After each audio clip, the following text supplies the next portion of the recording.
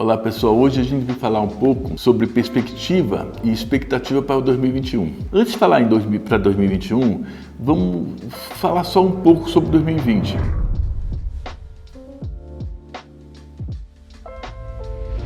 Que foi um dos anos mais complexos de se operar das últimas décadas aí, tá? Das últimas décadas, não da última década. Foi um ano muito difícil, né?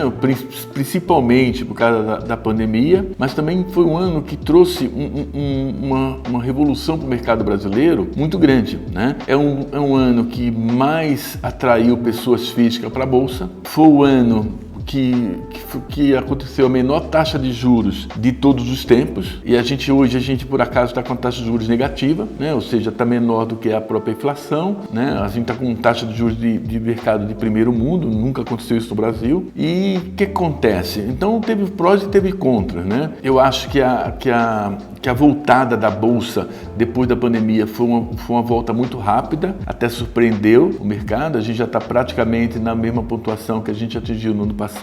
Isso é uma coisa que pouquíssimos economistas, pouquíssimos analistas apostavam, né? A gente esperava essa volta para o ano que vem, até para 2022, né? E foi muito rápido, né? Um dos motivos que foi muito rápido essa retomada, principalmente, foi a enxurrada de liquidez que teve o mundo, né? Principalmente os Estados Unidos, juntamente com a Europa. Eu não vou falar que aconteceu a mesma coisa com a gente, mas a gente não pode gastar muito, mas a gente tem a taxa de juros menor, como eu falei anteriormente, de todos os tempos, né? Isso migrou muito CPFs, ou seja, muitos investidores novos para a Bolsa, né? Ajudou, a pessoa física ajudou no crescimento, ajudou na alta de alguns papéis, na retomada de alguns papéis. Eu acho que a gente ainda tem muitas coisas interessantes para acontecer, né? A gente tem um fator complicado para a gente operar o ano que vem, que seria para ter operado esse ano, a gente não operou esse ano, que seria principalmente algumas reformas, principalmente a reforma administrativa. Não passou ainda essa reforma administrativa, depois tem a reforma fiscal, que é uma reforma muito importante, né, para a geração de novos empregos e tudo mais. Então a gente está com isso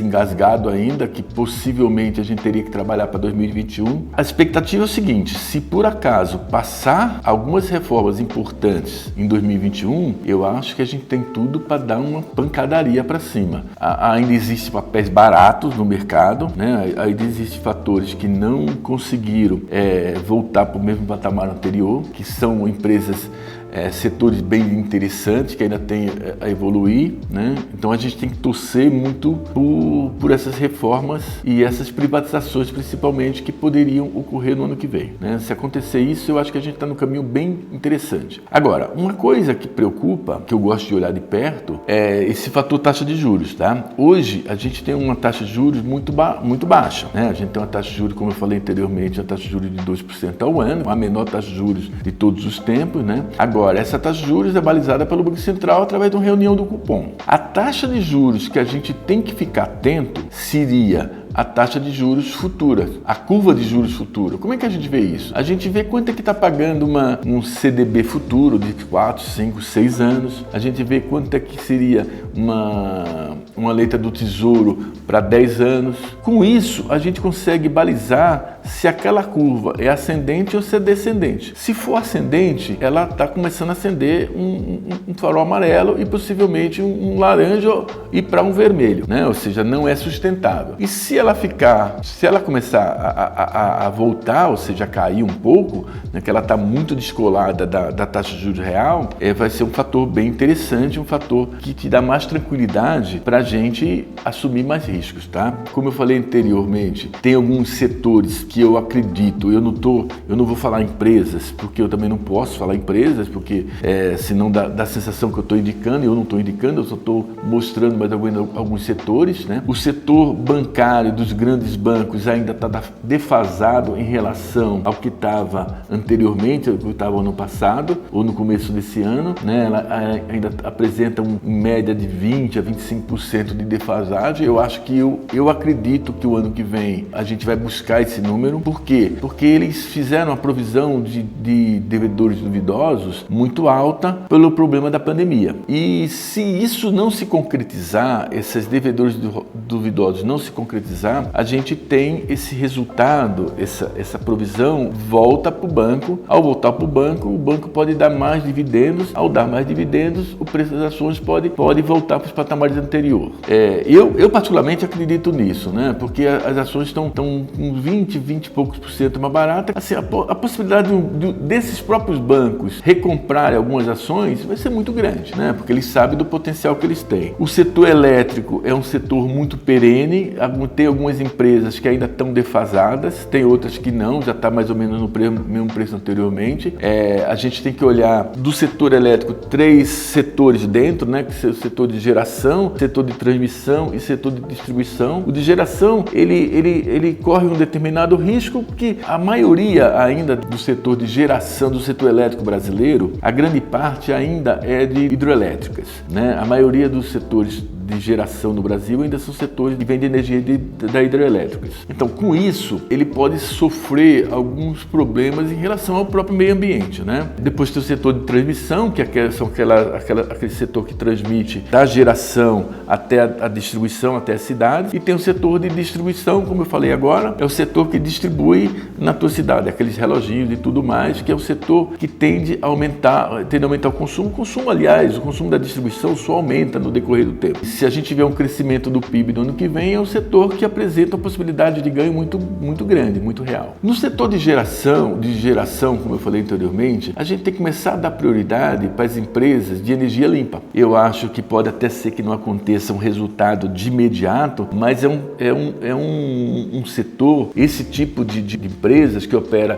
energia limpa, é uma empresa que eu acho que tem um crescimento a longo prazo muito mais interessante do que o setor hidrelétrico. O setor hidrelétrico eu acho que vai, assim, para você construir uma usina hidrelétrica hoje é muito complicado e muito caro. Então a gente tem que prestar atenção a isso também. Então eu já falei do setor bancário, né? Falei do setor elétrico, vou falar de outro setor que eu acho que é um setor que usufrui muito na alta do PIB, que é o setor de papéis e celuloses, né? Que é embalagem e tudo mais, principalmente, né? Eu acho que é um setor que assim, tem um espaço interessante, né? Assim, o único cuidado é um setor que a gente chama ele não deixa de ser commodities, tá? Ou seja, ela sofre o preço internacional, ou seja, também sofre o preço do dólar, mas se o mundo retomar um crescimento que tudo indica que a gente está com a vacina pronta praticamente no primeiro semestre, eu acho que a gente esse setor pode usufruir disso também. O setor de petróleo também é pelo mesmo caminho, né? Ou seja, quando voltar as viagens internacionais, eu acho que o consumo de combustíveis vai começar a melhorar também. Tem alguns setores menores, algumas empresas menores também que a gente poderia olhar muito de perto.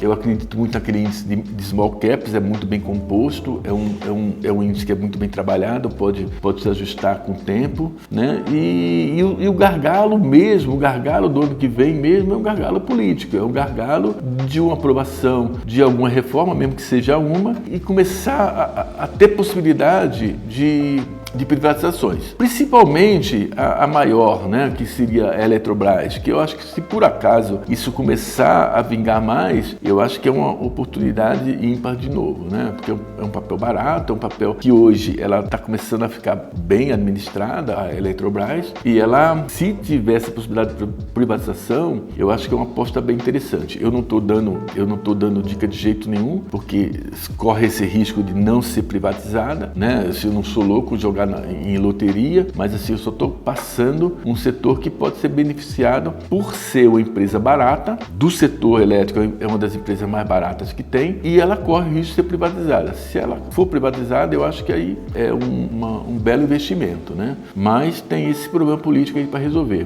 Eu vou ficar com esses 4 setores que eu falei. Eu sei que depois a gente pode até tocar em outros setores, que eu até acredito também, e por hoje é só.